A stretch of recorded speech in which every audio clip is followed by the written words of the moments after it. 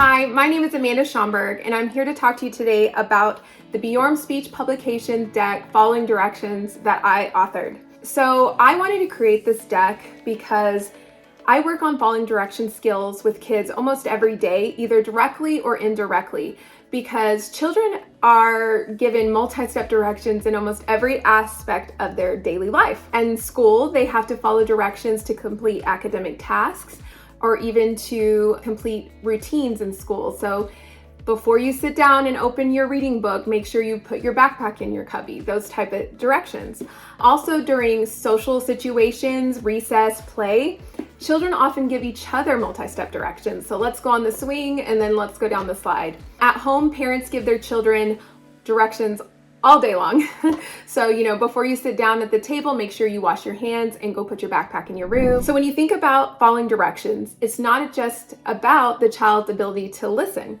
There are so many other skills that are playing into this. So the child has to process the language or understand the language that is coming at them in the direction. They also have to attend to the speaker's words, and that involves working memory to remember what the speaker said, and then also the sequencing. So sometimes children need to perform directions in order, and that requires the ability to remember and sequence the directions. Think about when you give a child a direction, you're typically giving it and they have to process the information auditorily, or a teacher might write the directions on the board. And then if a child does not follow the direction correctly, the next step typically is a direct model, like the teacher shows the child exactly what to do, or our therapist may even model the expectation. And this essentially skips a step for our kids who are visual learners or who just need visual cues, or who may not respond well to written text or may have some delays in their reading abilities.